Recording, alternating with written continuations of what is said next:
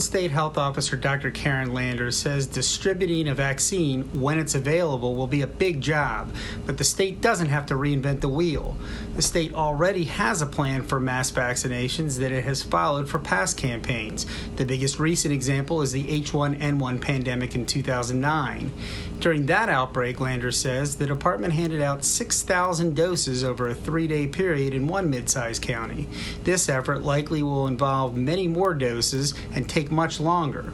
Landers says the state is expanding refrigeration capacity in anticipation of keeping vaccines from spoiling.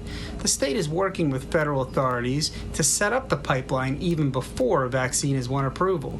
Landers says doctors' offices, urgent care centers, and others will join the effort. Still, she cautions this isn't something that will be over in a few days.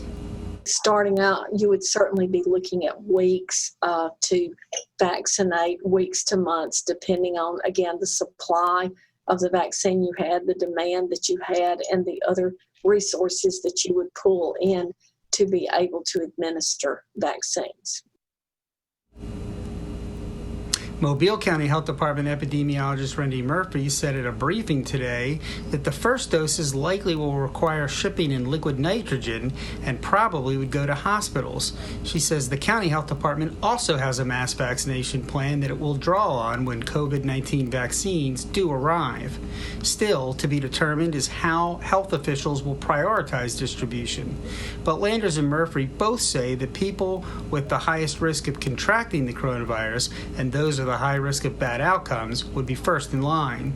Landers says healthy adults without underlying conditions might have to wait months before they can get vaccinated. Murphy pegged that time frame at well into 2021.